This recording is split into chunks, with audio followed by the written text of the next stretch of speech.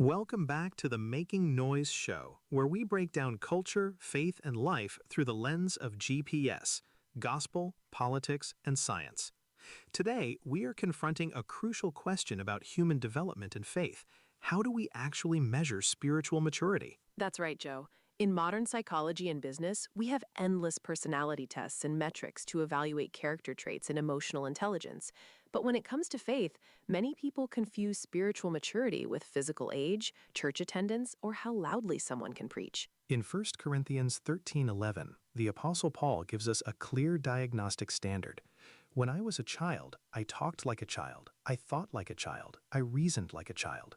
When I became a man, I put the ways of childhood behind me. Notice that Paul breaks down maturity into three distinct areas: how we speak, how we think, and how we reason. To really understand this, we have to look at the massive shift in how people grow up today compared to 75 years ago. 7 decades ago, young adults were forced into early responsibility, real-world work, face-to-face community friction, and civic duty.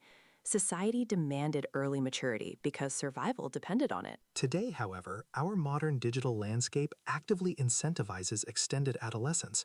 Through instant gratification, algorithm-driven outrage, and digital bubbles, adults can easily remain stuck in spiritual and emotional childhood, demanding instant approval without ever developing distress tolerance or deep wisdom. Let me unpack this through our gospel perspective first. In Scripture, spiritual maturity is never measured by spiritual gifts or vocal charisma. It is measured by spiritual fruit, discernment, and emotional control under pressure.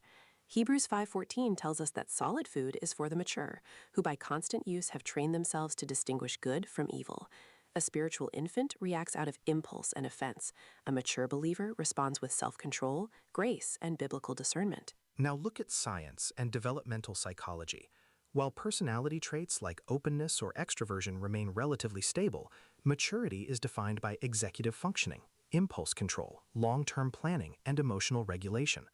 Neuroscience proves that the prefrontal cortex develops through friction and delayed gratification. When modern society eliminates real-world friction, adults retain the psychological processing of teenagers, reacting rather than reasoning. And in politics and societal governance, a nation composed of perpetual children cannot maintain long-term liberty. Authoritarian systems thrive when citizens lack the spiritual and emotional maturity to govern themselves. 75 years ago, self-reliance and community duty were core pillars of freedom. Today, culture profits off keeping citizens in a state of emotional dependence and perpetual outrage. Measuring spiritual maturity comes down to three tests. How do you speak when criticized? How do you reason when challenged?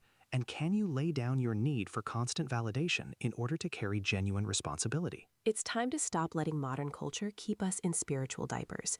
Put away childish reactions, train your spiritual senses, and step into the weight of biblical adulthood. Stand tall, do your part today, and keep making some righteous noise. Keep spreading the gospel everywhere. We'll see you next time.